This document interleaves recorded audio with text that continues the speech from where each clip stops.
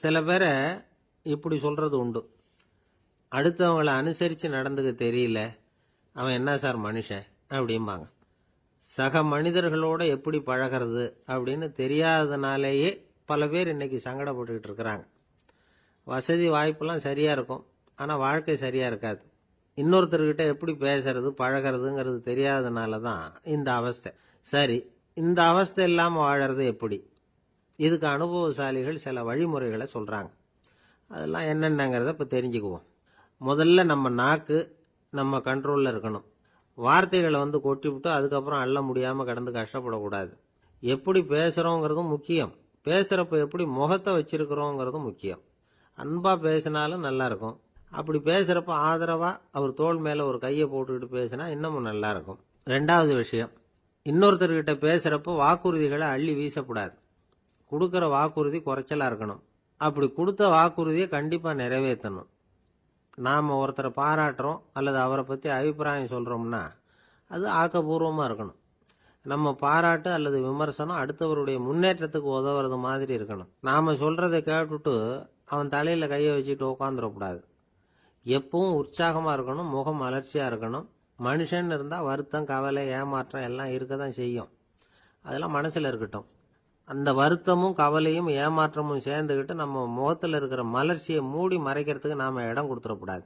எந்த விஷயத்தை பற்றி யாருக்கிட்ட பேசினாலும் வெளிப்படையாக பேசணும், திறந்த மனசோட பேசணும். மூடி மறைச்சி முன்னு மூழ்கிக்கிட்டு இருக்கக்கூடாது. இன்னொருத்தர்கிட்ட பேசுகிறப்போ விவாதம் பண்ணுங்க, அது தப்பு இல்லை, ஆனால் வாதாடிக்கிட்டு இருக்கக்கூடாது. அதாவது என்ன சொல்கிறாங்கன்னா, டிஸ்கஸ் பண்ணலாம், ஆர்கியூ பண்ணக்கூடாதான். நம்மக்கிட்ட இருக்கிற நல்ல குணங்களை நாம் எடுத்து சொல்லிகிட்டு இருக்கக்கூடாது.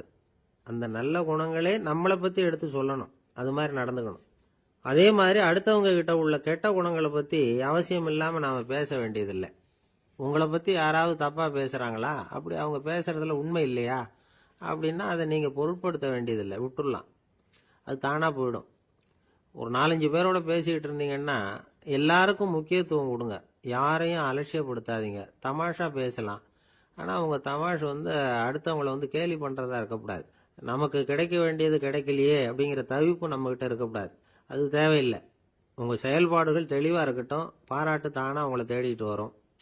இன்னொரு மனுஷனுடைய மனசில் கௌரவமான ஒரு இடத்த பிடிக்கணும்னா நாம் இந்த குணத்தையெல்லாம் நம்மகிட்ட வளர்த்துக்கணும். இதெல்லாம் அனுபவசாலிகள் சொல்லியிருக்கிற குறிப்புகள். இந்த குறிப்புகளை சரியாக புரிஞ்சுக்கணும், அது முக்கியம். தப்பாக புரிஞ்சுக்கிட்டா என்ன ஆகும் தெரியுமா? இதை கேளுங்க. ஒருத்தர் வந்தார், சார் அடுத்தவங்க தோள் மேலே கையை போட்டுக்கிட்டு அன்பாக பேசணும்னு சொன்னீங்க, அப்படி தான் பேசினேன். அவர் முதுகை கூட தட்டி கொடுத்தேன், என் வேலை போயிட்டுது சார், வீட்டுக்கு அனுப்பிச்சிட்டாங்க அப்படின்னார். யாருக்கிட்ட அப்படி பேசுனீங்கன்னு கேட்டோம். என் முதலாளிகிட்ட சார் அப்படிங்கிறார் ரொம்ப சோகமா. ஒருத்தர் இருக்கார், நல்ல உத்தியோகத்தில் தான் இருக்கிறார், ஆனால் எப்போ பார்த்தாலும் முகத்தை வெறுப்பாக வச்சிருப்பார். அப்படியே வருவார் போவார். ஏன் சார் இப்படி இருக்கிறீங்க அப்படின்னு விசாரித்தோம். ஏன்டா இந்த வேலைக்கு வந்தோம்னு இருக்கு சார் அப்படின்னார். உங்கள் வேலை உங்களுக்கு பிடிக்கலையா அப்படின்னு கேட்டோம். இல்லைன்னார். இப்படிப்பட்டவங்க வெற்றிகரமான வாழ்க்கை வாழ முடியாது. இது நிபுணர்கள் கருத்து. வேலையை நேசிக்க தெரிந்தவர்கள் வெற்றி பெறுவார்கள் அப்படிங்கிறாங்க அவங்க. எந்த துறையா இருந்தாலும் சரி, அந்த துறையில வெற்றிகரமா இருக்கிறவங்கள விசாரிச்சு பாருங்க. எனக்கு என்னுடைய வேலை ரொம்ப பிடிக்கும் அப்படின்னு சொல்றவங்களா தான் இருப்பாங்க. அப்படி இருந்தாதான் அது வெற்றிகரமா இருக்க முடியுது அவங்களால. ஒருத்தனுக்கு பிடித்தமான பொழுதுபோக்கே அவனுடைய தொழிலா இருந்துட்டுதுன்னா அவனை மாதிரி கொடுத்து வச்சவன் வேற யாரும் இல்லை அப்படிங்கிறார் பெர்னாட் ஷா. ஒரு தடவை மன்னர் ஹுமாயூன் உயிரை தண்ணீர் முண்டு ஊற்றுகிற தொழிலாளி ஒருத்தர் காப்பாத்தினாராம் அந்த ஹுமாயூன் உயிரை. உடனே மன்னர் கேட்டிருக்கார், உனக்கு என்ன வேணும்னாலும் கேளு தரேன், உயர் பதவி வேணுமா அப்படின்னு கேட்டாராம். மன்னா, மக்களின் தாகம் தீர்க்கக்கூடிய இந்த பணியை விட உயர்ந்தது உண்டா அப்படின்னாராம் அந்த தொழிலாளி. அவரால் அவருடைய வேலையை நேசிக்க முடிஞ்சது, அதனால மகிழ்ச்சியா இருக்க முடிஞ்சது. நாமெல்லாம் அப்படி இல்லை, வேலை கிடைக்கிற வரைக்கும் கிடைச்சா போதும் அப்படின்னு இருக்கோம். கிடைச்சதுக்கு அப்புறம் ஏன்டா அந்த வேலைக்கு வந்தோம்னு ரொம்பவும் அழுத்துக்குவோம். சரி, நாம இருக்கிற இடத்துல நாம வெற்றிகரமா இருக்க வழி உண்டா அப்படின்னா உண்டுன்னு சொல்றாங்க. அதாவது மன இயல் நிபுணர்கள் இருக்கிறாங்க இல்லையா, அவங்க அதுக்கு முக்கியமா 6 வழிகள் சொல்றாங்க. நீங்க ஒரு அலுவலகத்துல வேலை பார்க்கிறவரா அப்படின்னா இதை கேளுங்க. அதாவது உங்க மேலதிகாரி எதிர்பார்ப்புக்கு தகுந்த மாதிரி உங்க வேலை இருக்குதா, அப்படி இல்லைன்னா முதல்ல உங்க வேலையின் தரம் உயரணும். உங்களுக்கு மேல கீழே வேலை பார்க்குற பணியாளர்கள் கிட்ட நல்ல விதமா பழகுறீங்களா?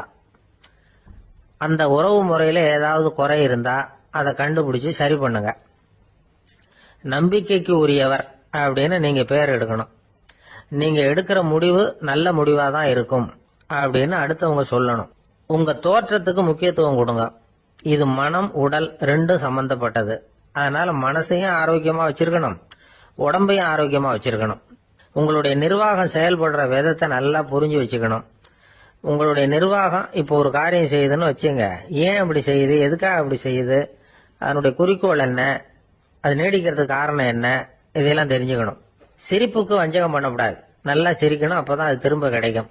கடந்த கால தோல்வியை பத்தி கவலைப்படக்கூடாது. முதலாளி விருப்பம் தெரிஞ்சு நடந்துக்கிறது நல்லதுதான். அதுக்காக காக்கா பிடிக்கணுங்கிற அவசியம் இல்லை. உங்களுக்கு ஒரு பொறுப்பான வேலை கிடைக்குது, உடனே சத்தம் குழப்பம் அப்படின்னு சூழ்நிலையை இறுக்கமா ஆக்கிடக்கூடாது. எந்த சூழலையும் இயல்பா கையாளக்கூடியவர் அப்படிங்கறத காட்டணும். இதெல்லாம் உங்கள் துறையில நீங்கள் வெற்றி பெற நிபுணர்கள் சொல்ற யோசனைகள். இவ்வளவு விவரமும் சொல்லிவிட்டு ஒருத்தரை பார்த்து கேட்டோம், இப்ப சொல்லுங்க, நீங்க செய்யற வேலை உங்களுக்கு பிடிச்சிருக்குதா அப்படின்னா. ரொம்ப ரொம்ப பிடிச்சிருக்குது அப்படின்னார். சரி, என்ன செஞ்சிட்டு இருக்கிறீங்க அப்படின்னு கேட்டோம். சும்மா தான் இருக்கிறேன் அப்படின்னார் அவர். இந்த உலகமே ஒரு நாடக மேடை, நாம எல்லாரும் நடிகர்கள். இது ஞானிகள் சொல்றது. இது ஒரு பக்கம் இருக்கட்டும். இந்த உலகத்துக்குள்ள எத்தனையோ நாடக மேடைகள், எத்தனையோ நடிகர்கள், எத்தனையோ நாடகங்கள், இதெல்லாம் எப்படி ஆரம்பமாச்சு, அதுதான் இன்னைக்கு தகவல். அதாவது ஆதி மனிதன் பேச ஆரம்பிக்கிறதுக்கு முன்னாடி சைகையாலேயே எல்லாத்தையும் சொல்லிட்டு இருந்தான். அதனால அப்பவே நடிப்பு ஆரம்பமாயிட்டுது. முதல்ல ஒரு வேட்டையத்தான் அவன் நடிச்சு காட்டியிருப்பான். இவன் எப்படி போனான், எதிரில் மிருகம் எப்படி வந்தது, அதோட எப்படி சண்டை போட்டான், எப்படி அடிச்சு கொண்டுகிட்டு வந்தான், இதை அப்படியே மற்றவங்களுக்கு நடிச்சு காட்டியிருப்பான். ஏன்னா மொழி கிடையாது. இந்த காலத்துல எல்லாம் நாடகங்களில் நடிக்கிறவங்கள நடிகர்கள்ங்கிறோம். ஒரு காலத்தில் இவங்களுக்கு என்ன பேர் தெரியுமா? திஸ்பியர்கள் அப்படின்னு பேராம். இதுக்கு காரணம் உண்டு. அதாவது 2000 வருஷத்துக்கு முன்னாடி கிரீஸ் நாட்டில் திசிபியஸ் அப்படின்னு ஒரு ஆள் இருந்தான். அவன் ஒரு பெரிய நாடக கலைஞன். அவன் சில இளைஞர்களை சேர்த்துக்கிட்டான், பயிற்சி கொடுத்தான், நாடக குழுவை உருவாக்கினான். நடிகர்களையும் நாடகத்துக்கு தேவையான பொருள்களையும் ஏற்றிக்கிட்டு போகிறதுக்கு ஒரு வண்டியையும் தயார் பண்ணான். அந்த வண்டியிலேயே அவன் கிரேக்க நாடு பூராவும் சுற்றினான். ஊர் ஊராக நாடகம் போட்டான். ஒரு ஊருக்கு போனதும் அங்கே நாடகம் நடத்த தியேட்டர் இருக்கா அப்படிங்கலாம் பார்க்கறது இல்லை அவன். ஏன்னா அப்போலாம் தியேட்டர்னா என்னென்ன தெரியாது. நாடகம்னா அது ஒரு மூடிய கொட்டைக்குள்ளே தான் நடத்தணுங்கிறது அப்போ யாருக்குமே தோணலை. இந்த வண்டி போகும், அதுவே ஒரு பகுதி அப்படியே ஒரு மேடை மாதிரி விரிச்சிக்கும். அதில் ஏறி நின்றுக்கிட்டு நாடகத்தை நடித்து காட்டுவாங்களாம். மக்கள்லாம் எதிரில் தரையில் உட்காந்து அதை பார்த்துக்கிட்டு இருக்கிறது. உலகத்தின் முதல் நடமாடும் தியேட்டர் இதுதானா. இந்த திசிபியஸ் தான் முதலாக உலகத்தில் நாடகம்ங்கிற பொழுதுபோக்கை நடத்தி காட்டினவன் அப்படின்னு சொல்கிறாங்க. அவன் சொந்தமாக நாடகம் எழுதுனான், நடித்தான், நாடகத்தை இயக்கினான். அதனால தான் அவனை first man of the theatre அப்படின்னு சொல்லுவாங்க. அவன் தான் நாடக மேடையின் முன்னோடி. கிரேக்கர் காலத்திலேயே நாடக ஆசிரியர்கள், நடிகர்கள், ரசிகர்கள் இவங்கெல்லாம் உருவாயிட்டாங்களாம். நாடகத்தின் சரித்திரத்தில் இந்த 3 பிரிவும் ரொம்ப முக்கியம். அதாவது கிரேக்க தியேட்டர்கள்லாம் திறந்த வெளி மேடைகள் தான். பெரும்பாலும் மலைச்சரிவுகள், அதுவே படிப்படியாக பண்ணியிருப்பாங்க. கீழே அரைவட்ட வடிவில் மேடை, அதுக்கு ஆர்கெஸ்ட்ரான்னு பேர். பிற்காலத்தில் இதில் உட்காந்து இசைக்குழுவினர் வாய்ச்சதுனால இசைக்குழுவுக்கே ஆர்கெஸ்ட்ராங்கிற பேர் வந்துட்டுது. இப்போ கிரேக்க தியேட்டர்களில் ஒன்று, அதோட காலம் கிமு 340. அதை இன்னமும் பாதுகாத்து வச்சிருக்கிறாங்களாம். எபிடாரஸ் அப்படிங்கிற இடத்துல அது இருக்குதான். இன்னமும் அந்த தியேட்டரை பயன்படுத்திக்கிட்டு வர்றாங்களாம். சிறந்த கிரேக்க நாடகங்கள்லாம் அங்கே நடிக்கிறாங்களாம். ஆரம்ப காலத்திலேயே கட்டணம் கிடையாது. அப்புறம் பின்னாடி தான் நுழைவு கட்டணம்லாம் அப்படியே வந்துட்டு தான். நடிகர்கள் பளபளப்பான ஆடைகள் உடுத்தியிருப்பாங்களாம். இந்த குதிகால் உயர்ந்த காலணிகள் போட்டிருப்பாங்களாம். இதெல்லாம் பழைய குறிப்புகள். பலவிதமான உருவங்களில் மாஸ்க் அப்படின்னு சொல்லப்படுற முகமூடி. அதனால ஒரே நடிகர் பல வேடங்களில் நடிக்கிறது உண்டான். ஆரம்பத்தில் பெண் நடிகர்கள் கிடையாது, எல்லாம் ஆண் நடிகர்கள் தான். ரோமானியர்கள் தான் முதல் நிரந்தர நாடக மேடையை கட்டினவங்க. அதுதான் முதல் தியேட்டர். கிமு 1048 காலகட்டத்தில் பாம்பிங்கிற நகரத்தில் அதை கட்டியிருக்கிறாங்களாம். கிரேக்க ரோமானிய தியேட்டர்களின் அடிப்படையிலேயே இந்த இத்தாலிய வடிவ அமைப்பாளர்கள் இந்த குதிரை லாட வடிவில் ஒரு ஆடிட்டோரியத்தை உருவாக்கினாங்களாம். இப்படி அதை பற்றி நிறைய தகவல் இருக்குது. 1576 லண்டனில் இந்த வின்ஸ்பர்ரி, அப்புறம் இந்த பில்ட்ஸில், அப்புறம் ஜேம்ஸ் இப்படிங்கிற ஒரு முயற்சியால் தான் இங்கிலாந்தில் முதல் தியேட்டர் உருவாச்சான். அப்படி ஒருத்தர் இருந்தாராம். உலக நாடக மேடையின் வரலாறு இதுதான். அதாவது இப்பெல்லாம் அறிவியல் வளர்ச்சி அதிகமாயிட்டுது, திரைப்படம் தொலைக்காட்சி எல்லாம் வந்தாச்சு. ஒவ்வொரு வீடுமே ஒரு குட்டி தியேட்டர் மாதிரி ஆயிட்டுது. தொலைக்காட்சி முன்னாடி உட்காந்து எழுந்திருக்கவே மனசு வர்றதில்லை. ஒரு அம்மா ஒரு மனோதத்துவ டாக்டரை தேடிட்டு வந்தாங்களாம் இந்த காலத்தில். டாக்டர், எங்கள் வீட்டுக்காரர் எப்போ பார்த்தாலும் டிவி முன்னாடி உட்காந்துக்கிட்டு அதையே வெறிச்சு பார்த்துக்கிட்டு இருக்கிறார், உத்து பார்த்துக்கிட்டு இருக்கார், எனக்கு சந்தேகமாக இருக்குன்னாங்களாம். இது மனக்கோளாறு இல்லைங்க, ஆர்வ கோளாறு, அவ்வளவுதான், இதுக்காக பயப்படாதீங்கன்னாராம் டாக்டர். அப்படி இல்லை டாக்டர், டிவி ஓடும் பொழுது நாம் எல்லாம் அதை பார்க்குறோம் சரி, ஆனால் அவர் அப்படி இல்லை, டிவியை நிறுத்தினதுக்கு அப்புறமும் அதையே உத்து பார்த்துட்டு உட்காந்துருக்கிறார், அதனால தான் சந்தேகப்பட்டு உங்ககிட்ட வந்தேன் அப்படின்னாங்களாம். அள்ள அள்ள குறையாதது அட்சய பாத்திரம், அது நமக்கு தெரியும், கேள்விப்பட்டிருக்கிறோம். ஆனா போட போட நிரம்பாத ஒரு பாத்திரம் உண்டு. அது என்ன தெரியுமா? நம்மள பல பேர்கிட்ட அந்த பாத்திரம் உண்டு. அதுதான் பேராசை அப்படிங்கிற பாத்திரம். அதை நிறைவு செய்யவே முடியாது. பேராசையை பத்தி சுஃபி இலக்கியத்துல ஒரு பிரபலமான கதை உண்டாம். அதை ஒரு பெரியவர் எடுத்து சொல்லியிருக்கிறார். ஒரு மன்னர் நகர்வலம் போயிட்டு இருக்கார். ஒரு பிச்சைக்காரன் மன்னர் எதிரில் வர்றான். பிச்சை போடுங்கிறான். என்னுடைய அமைதியை கெடுக்காதே போங்கிறார் மன்னர். அவன் சிரிக்கிறான். அரசே, உங்களுடைய அமைதி கெடக்கூடிய நிலையில இருந்தா அதுக்கு பேர் அமைதியே கிடையாது அப்படின்னு ஆனா. எதிரில் நிக்கிறது வெறும் பிச்சைக்காரன் இல்ல, யோகி அப்படிங்கறத மன்னர் புரிஞ்சுக்கிட்டார்.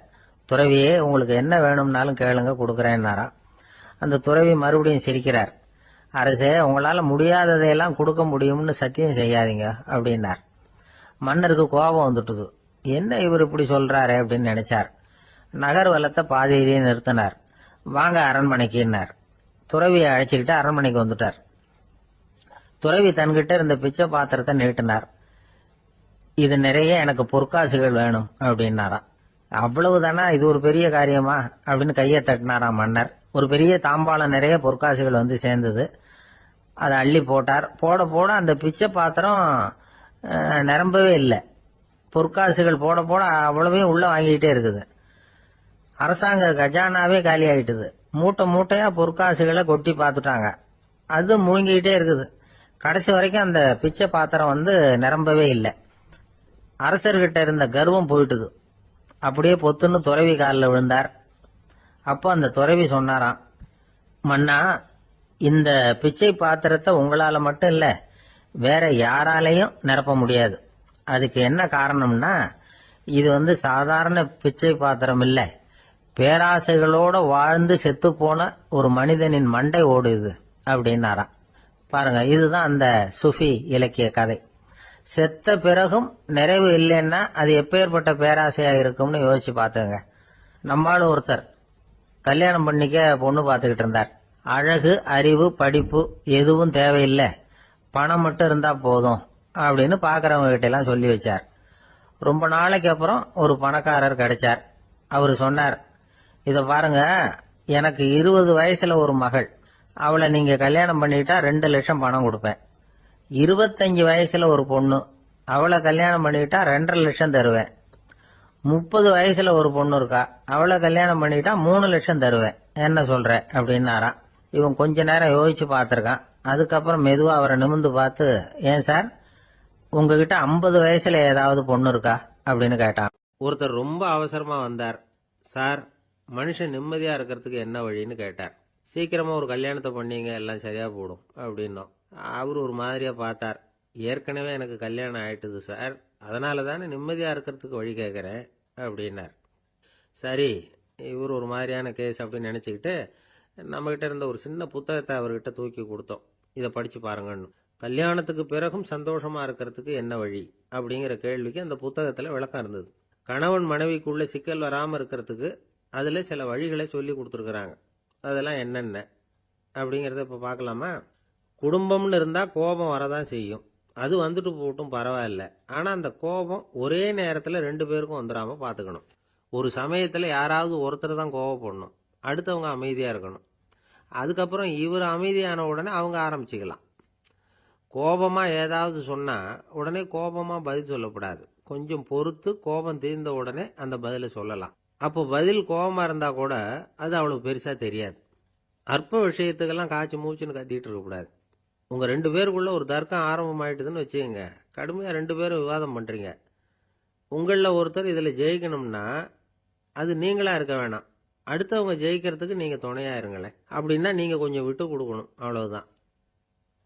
ஏதாவது குத்தம் சொல்லணுமா, செஞ்ச தப்ப சுட்டி காட்டணுமா, விமர்சனம் பண்ணணுமா, பண்ணுங்க, வேணான்னு சொல்லல. ஆனா சொன்னதை அப்படி சொல்றத கொஞ்சம் அன்பா இதமா சொல்லுங்க. எப்போ நடந்த தவறுகளை எல்லாம் இப்போ போய் மறுபடியும் ஞாபகப்படுத்திட்டு இருக்க வேண்டாம். நான் அப்பவே சொன்னேன் இந்த புடவை வேணாம்னு, நீங்க தான் கேட்கல, இப்போ பாருங்க கிழிஞ்சு போச்சு இப்படின்னு கத்துனாங்க ஒரு அம்மா. எப்போ சொன்னீங்கன்னு கேட்டால் ஒரு 10 வருஷத்துக்கு முன்னாடி தீபாவளி சமயத்தில் அப்படிங்கிறாங்க. அது என்ன இன்னும் அப்படியே புதுசாகவே இருக்கும்? உங்களுக்கு அவர் தான் பெருசு, அவருக்கு நீங்கள் தான் பெருசு. அதை விட இந்த உலகத்தில் வேற எதுவும் முக்கியம் இல்லைன்னு நினைக்கணும். நீ தான் என்னுடைய உலகம்னு எத்தனை தடவை சொல்லியிருப்பீங்க? அதெல்லாம் வெறும் வசனமாக போயிடக்கூடாது. ஏதாவது ஒரு பிரச்சனையை பற்றி கடுமையாக விவாதம் பண்ணிகிட்டு இருக்கீங்க, அதை அப்படியே பாதியில் விட்டுட்டு படுக்கைக்கு போயிடக்கூடாது. சொச்சத்தை நாளைக்கு பேசிக்கலாம்னு. அப்படி போனால் தூக்கம் வராது. பிரச்சனையை ஒரு முடிவு பண்ணிக்கிட்டு அதுக்கப்புறமா தூங்க போகணும். ஒரு நாளில் ஒரு தடவையாவது உங்கள் ஜோடியை பாராட்டி நல்ல விதமாக கனிவாக ஒரு வார்த்தை சொல்லணும் அப்படின்னு தீர்மானம் பண்ணீங்க. ஏதாவது தப்பு பண்ணிவிட்டீங்கன்னா பரவாயில்ல, அதை ஒத்துக்கிறதுக்கும் மன்னிப்பு கேட்கறதுக்கும் தயாராக இருக்கணும். அது ஒன்றும் கேவலம் கிடையாது. வீட்டுக்குள்ளே தானே கேட்க போகிறீங்க, வெளியில் யாருக்கு தெரிய போகுதோ? எப்படியோ உங்களுக்குள்ள ஒரு சமரசம் ஆனால் சரிதான். ஒரு தகராறுன்னு எடுத்துக்கிட்டா குறைஞ்சபட்சம் அதுக்கு 2 பேர் தேவை. தனியாகவே உட்காந்துக்கிட்டு நான் இப்போ தகராறு பண்ணிகிட்டு இருக்கிறேன் அப்படின்னு யாரும் சொல்ல முடியாது. 2 பேர் தகராறு பண்ணுறாங்கன்னா பொதுவாக அந்த 2 பேரில் யார் அதிகமாக பேசுகிறாங்களோ அவங்க பேரில் தான் தப்பு இருக்கும். அதை மனசில் வச்சுக்கணும். இதெல்லாம் தான் அந்த புத்தகத்தில் போட்டிருக்கிற வழிமுறைகள். இவ்வளவும் சரியாக வரலைன்னா அப்புறமா சொல்லுங்கள், வேற புத்தகம் ஏதாவது இருக்கான்னு தேடுவோம். ஒரு கணவன் தன்னுடைய மனைவியை அழைச்சிட்டு ஒரு மனோதத்துவ டாக்டர்கிட்ட வந்தாராம். டாக்டர், எங்களுக்கு கல்யாணம் ஆகி 30 வருஷ காலமாக நாங்கள் ஒரு விஷயத்தில் கூட ஒத்து போனதில்லை அப்படின்னு ஆரம்பித்தார். உடனே அந்த அம்மா குறுக்கிட்டு, அது 30 வருஷம் இல்லை 32 வருஷம் அப்படின்னாங்களாம். ஒருத்தர் ரொம்ப அவசரமா போயிட்டு இருந்தார். எங்க சார் போறீங்கன்னு கேட்டோம். எனக்கு வேண்டியப்பட்ட ஒருத்தருக்கு குழந்தை பிறந்திருக்கிறதாக செய்தி வந்திருக்கு, அதுதான் ஆஸ்பத்திரிக்கு போயிட்டு இருக்கேன், பார்த்துட்டு வரலாம்னு அப்படின்னார். அப்படின்னா கொஞ்சம் இப்படி உட்காருங்க அப்படின்னோம். சில விவரம்லாம் சொல்றேன் கேட்டுட்டு போங்க அப்படின்னோம். உட்காந்தார். அப்புறம் சொல்ல ஆரம்பிச்சோம்.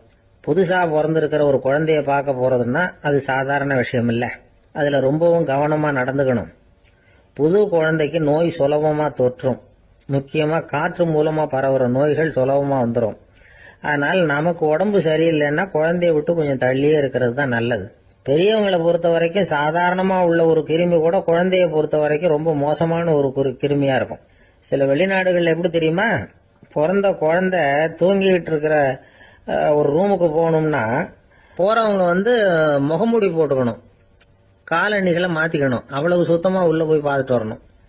பொதுவா சில ஆஸ்பத்திரிகள்ல பாத்தீங்கன்னா பார்வையாளர்கள் நேரத்துல விசிட்டிங் ஹவர்ஸ் தாயை விட்டு குழந்தைய தனியா பிரிச்சு வச்சிருவாங்க.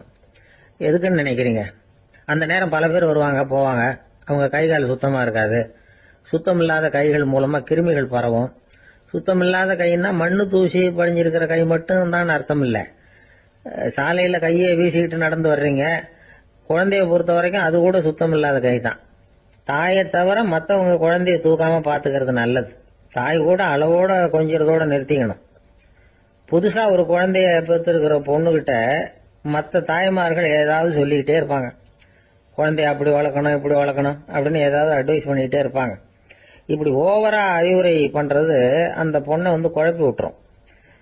அதனால அப்படிலாம் பண்ணக்கூடாது. அந்த பெண்ணே ஏதாவது கேட்டா கூட டாக்டர் சொல்ல வேண்டிய விவரங்களை எல்லாம் நாமே சொல்லிக்கிட்டு இருக்கக்கூடாது. புதுசா பிறந்திருக்கிற குழந்தைய மட்டும்தான் இப்படி பார்க்கணும்னு இல்லை. ஒரு நோயாளி குழந்தைய பார்க்க போறதுன்னா கூட ரொம்ப எச்சரிக்கையா தான் நடந்துக்கணும். ஒரு தின்பண்டமோ விளையாட்டு சாமானோ அந்த குழந்தைக்கு நாம் வாங்கிட்டு போறதா வச்சுக்குவோம். அதை நேரா கொண்டுகிட்டு போய் அந்த குழந்தைகிட்டே கொடுக்கக்கூடாது. அதோட அப்பா அம்மா கிட்ட ரகசியமா கொடுக்கலாம். அவங்க முடிவு பண்ணட்டும் குழந்தைகிட்ட அதை கொடுக்கலாமா வேண்டாமாங்கிறத. அவங்களுக்கு தான் தெரியும் அதோட மனசும் உடம்பும். உங்க அக்கறையை காட்டுறதா நினைச்சுக்கிட்டு குழந்தை வாயில எதையும் கொண்டுட்டு போய் போடாதீங்க. போறப்போ உங்க வீட்டு குழந்தையும் அழைச்சிட்டு போகாதீங்க. இது நோயை வாங்கிட்டு வந்துடும், அல்லது புதுசா ஒரு நோயை அதுகிட்ட கொடுத்துட்டு வந்துடும். என்னதான் உங்களுக்கு பழக்கமான குழந்தையா இருந்தா கூட அதுக்கு விருப்பம் இல்லைன்னா பேசக்கூடாது. அங்க போய் அவங்க பள்ளிக்கூடத்தை ஞாபகப்படுத்திட்டு இருக்கக்கூடாது. நோயில இருக்கிறப்ப ஸ்கூலை பத்தி பேச அது விரும்பாது. ஆஸ்பத்திரியை விட்டு வெளியில புறப்படுறப்போ குழந்தைகிட்ட சொல்லணும்னு அவசியம் இல்லை. அதோட அப்பா அம்மா கிட்ட சொல்லிவிட்டு புறப்பட்டா போதும், குழந்தை கோபிச்சுக்காது. சமூக சம்பிரதாயத்தை பத்தி அது கவலைப்படுறதில்லை. இப்படி எல்லா விவரமும் நம்ம எதிரில் உட்காந்துருந்தவங்க கிட்ட சொல்லி முடிச்சோம். ரொம்ப நன்றி சார் அப்படின்னு சொல்லிவிட்டு அவர் புறப்பட்டார். குழந்தைங்க கொஞ்சம் வளர்ற வரைக்கும் தான் நாம எச்சரிக்கையா இருக்கணும்னு இல்லை, வளர்ந்த பிறகு இன்னும் எச்சரிக்கையா இருக்கணும். ஒரு பையன் பள்ளிக்கூடத்திலேருந்து திரும்பி வீட்டுக்கு வந்தான். முகம் பூரா நகத்தால கீறி இருந்தது. அப்பா பார்த்து பயந்துட்டார். யாருடா உன்னை இப்படி பண்ணது அப்படின்னாரு. என் கூட படிக்கிற இன்னொரு பையன். நாளைக்கு உன் கூட பள்ளிக்கூடத்துக்கு வர்றேன், நீ எனக்கு அவனை அடையாளம் காட்ட முடியுமான்னார். அது ரொம்ப சுலபம். நான் பையன் எப்படின்னார் அப்பா. அவன் காதுல ஒன்ன கையோடு எடுத்துட்டு வந்திருக்கிறேன், இதோ என் பையில தான் வச்சிருக்கேன் அப்படிங்கிறான் அந்த பையன். அம்மாக்காரங்களுக்கு அடிக்கடி ஏற்படுற கவலை ஒன்று உண்டு. அதாவது குழந்தை சரியா சாப்பிட மாட்டேங்குதே அப்படிங்கிற கவலை. இவங்கெல்லாம் ஒரு விஷயத்த நல்லா புரிஞ்சுக்கணும். குழந்தைகள்ங்கிறவங்க பெரியவங்க மாதிரி இல்லை. அவங்க கடிகாரத்தில் மணியை பார்த்துட்டு சாப்பிட்றதுக்கு உட்கார்ற ரகம் கிடையாது. பசிச்சா சாப்பிடுவாங்க, இல்லைன்னா விளையாடுவாங்க அல்லது தூங்குவாங்க. அது புரியாம அவங்கள கட்டாயப்படுத்தி அல்லது மிரட்டி சாப்பிட வைக்கிறது ரொம்ப தப்பு. ஒரு 8 மாச குழந்தைக்கு 3 மணி நேரத்துக்கு ஒரு தடவை பசிக்கும். அந்த நேரம் பார்த்து சாப்பாடு கொடுத்தா அடம் பண்ணாமல் அது பாட்டுக்கு சாப்பிட்றோம். அதே குழந்தைக்கு 1 வயசு ஆகிறப்போ 4 மணி நேரத்துக்கு ஒரு தடவை பசிக்கும். இந்த வயசுல இயற்கையாகவே பசி குறைஞ்சிருக்கும். அது புரியாம என் குழந்தை முன்னாடி மாதிரி இப்போ சரியா சாப்பிட மாட்டேங்கிறான் அப்படின்னு சில பேர் டாக்டர்கிட்ட போய் சொல்லிக்கிட்டு இருப்பாங்க. இன்னொரு விஷயம், ஒரு குழந்தைக்கு வயசு அதிகமாகிற வேகத்துக்கு உடம்பு எடையும் அதிகமாகிக்கிட்டே போகாது. உடம்பு எடை அதிகமாகிற வேகம் குறைஞ்சிக்கிட்டே வரும். 6 மாச குழந்தைக்கு ஒரு வாரத்தில் 150 கிராம் எடை கூடும். ஒரு வயசுல வாரத்துக்கு 71 கிராம் எடை கூடும். இது புரியாம அதிகமா சாப்பாட்டை கொடுத்து குழந்தைய கஷ்டப்படுத்தக்கூடாது. ஏன்னா அளவுக்கு மீறின உணவு அஜீரணத்தை உண்டு பண்ணிவிடும். குழந்தைக்கு ஒரு தட்டில் கொஞ்சமா ஆகாரத்தை வச்சு கொண்டுகிட்டு போய் கொடுக்கணும். மலை மாதிரி குவிச்சு வச்சா அதை பார்த்ததுமே பசி அடங்கி போயிடும். அடிச்சு மிரட்டி பயமுறுத்தி குழந்தைய சாப்பிட வைக்கிற பழக்கம் இருக்கு பாருங்க, அதுக்கு ஃபுட் ஃபோர்ஸிங் அப்படின்னு பேர். இப்படி பண்ணுனா குழந்தைக்கு சாப்பாட்டில் விருப்பம் குறைஞ்சிரும், அதை கண்டாவே வெறுக்க ஆரம்பிச்சிடும். அது மாதிரி உளம் சார்ந்த பசி குறைவு, சைக்கோஜெனிக் அனோரெக்சியா, அது ஏற்படுமா. சாப்பாடுங்கிறதே ஒரு தண்டனை மாதிரி தோணும். குழந்தைகளுக்கு பிடிச்ச மாதிரியான ஆகாரத்தை கொடுக்கணும். சத்து அதிகம் இருக்குங்கிறதுக்காக அதுக்கு பிடிக்காத ஆகாரத்தை கொடுத்து கட்டாயப்படுத்தக்கூடாது. குழந்தைகளுக்கு 2 வயசு ஆகிறப்போ இயற்கையாகவே எதிர்மறை குணம் உண்டாகும். அதாவது அந்த எதிர்மறையா பேசுறது. இது மாதிரி சமயங்களில் நாம் என்ன சொல்கிறோமோ அதுக்கு நேர்மாறாக நடந்துக்கும். ஏட்டிக்கு போட்டி. சாப்பிட சொன்னால் விளையாட போவோம், விளையாட சொன்னால் சாப்பாடு கேட்கும்.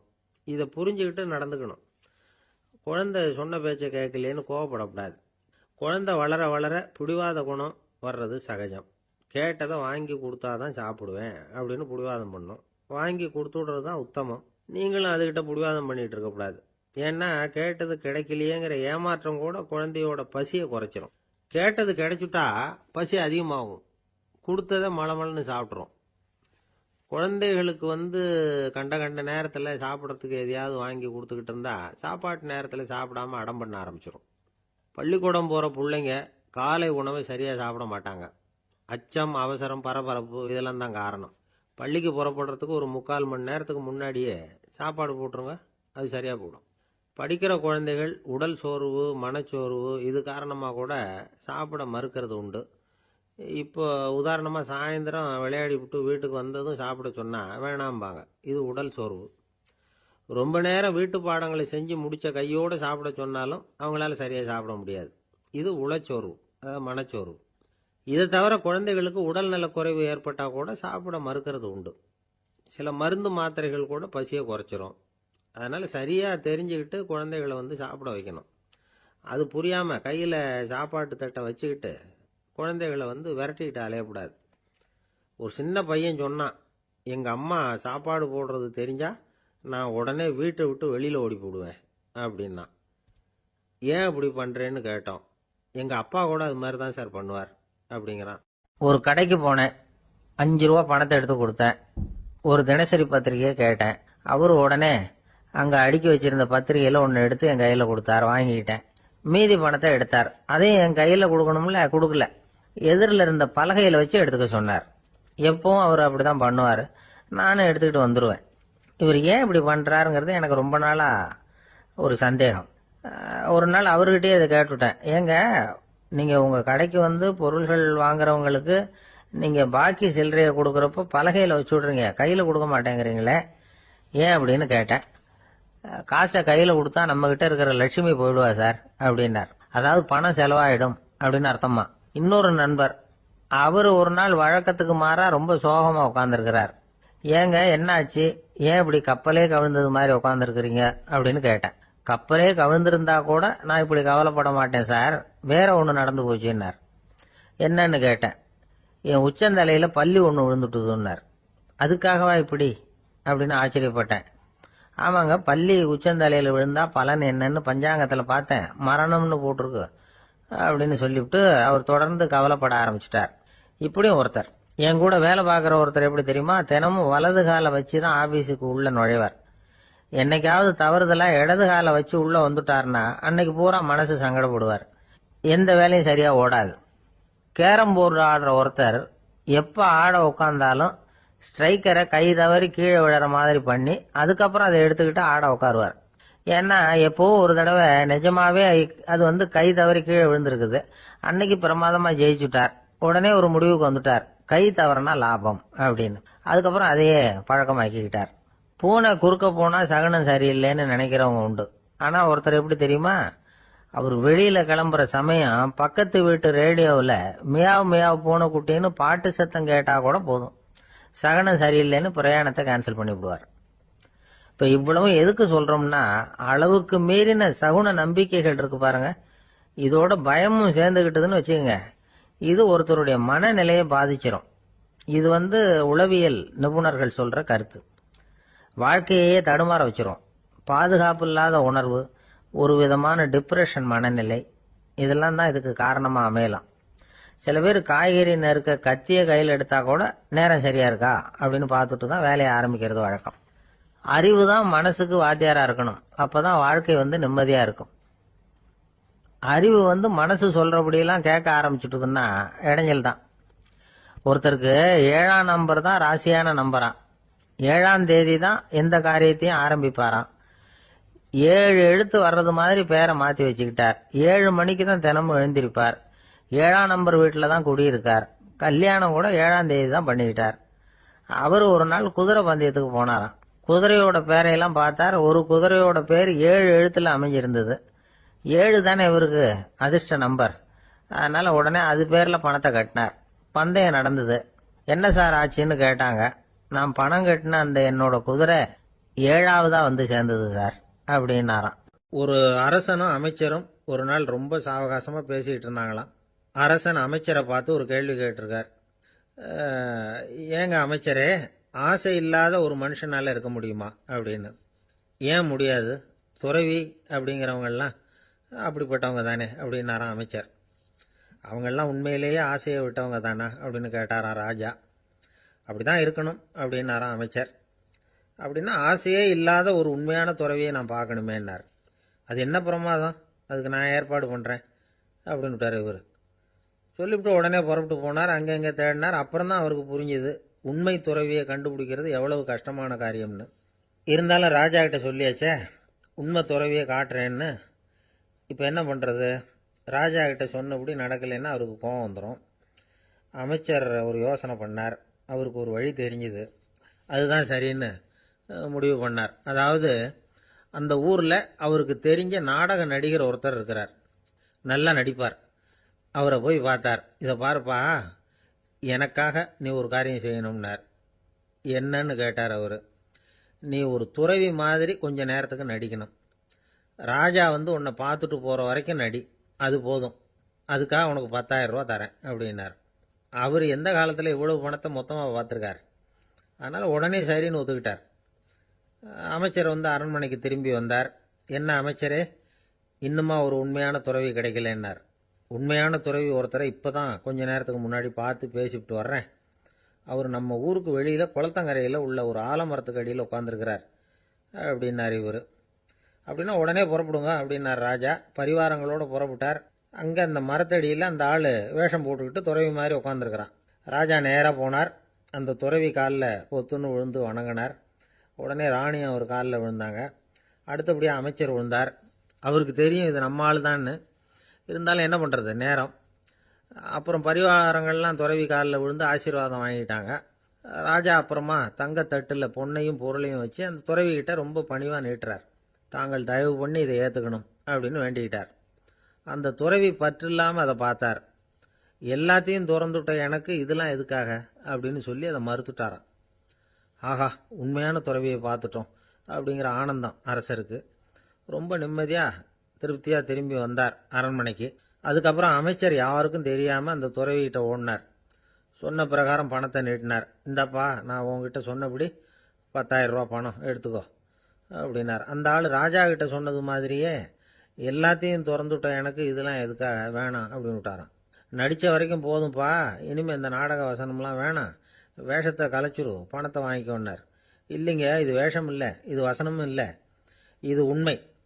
கொஞ்ச நேரம் துறவி மாதிரி நடித்ததுக்கே இந்த தேசத்து ராஜா, ராணி, அமைச்சர், பரிவாரங்கள் எல்லாம் என் காலில் விழுந்து வணங்குறாங்க. அப்படின்னா உண்மையான துறவியாக இருக்கிறது எவ்வளவு பெருமையான விஷயம்.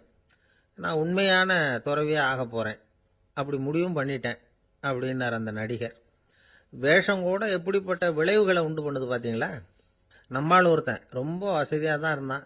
ஒரு நாள் அவன் சொத்து பூரா திருட்டு போயிட்டுது. அதுக்கப்புறம் இவன் துறவி மாதிரி ஆயிட்டான். ஊர் ஊராக சுற்றினான். ஒரு குருநாதரை தேடி கண்டுபிடிச்சான்.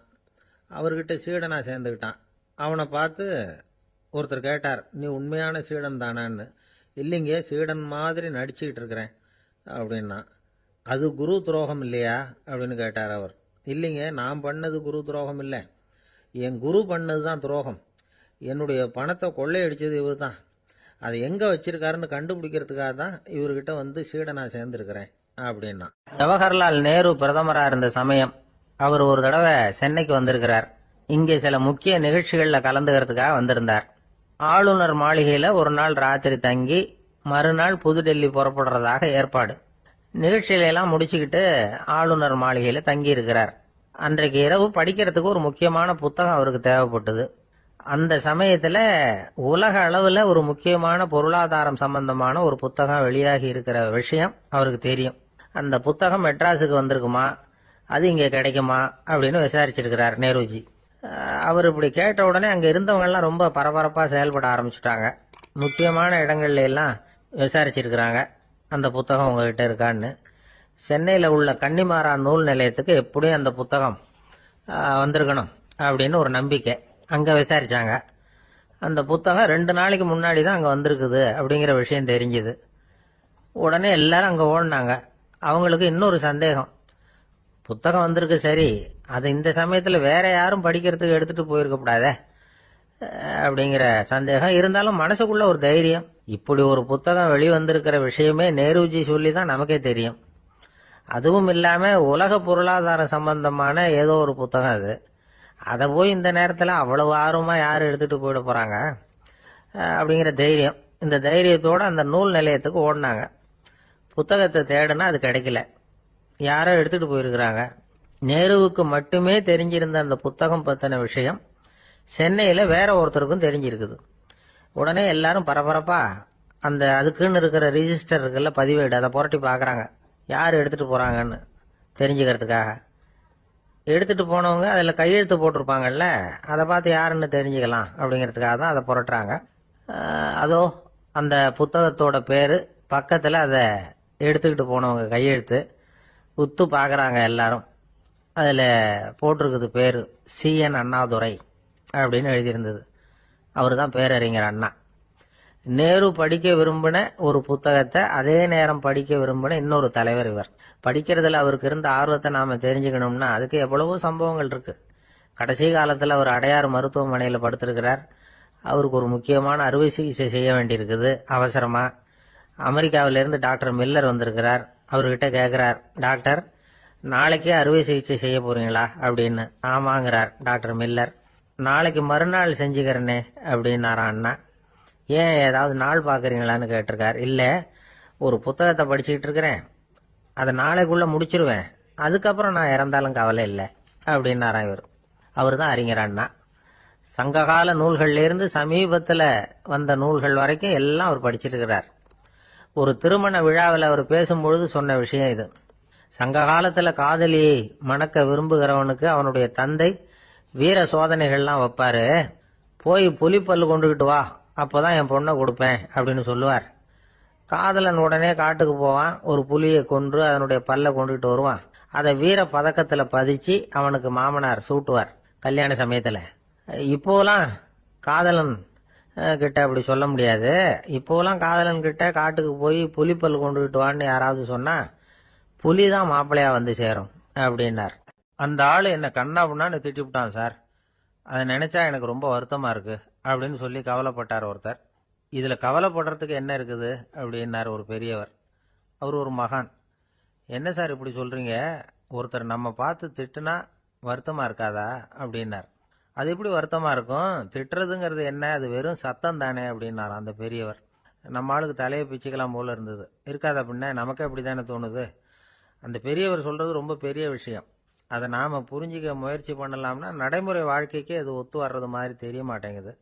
இருந்தாலும் அந்த பெரியவர் அதுக்கு என்னதான் விளக்கம் கொடுக்குறாருன்னு பார்ப்போமே.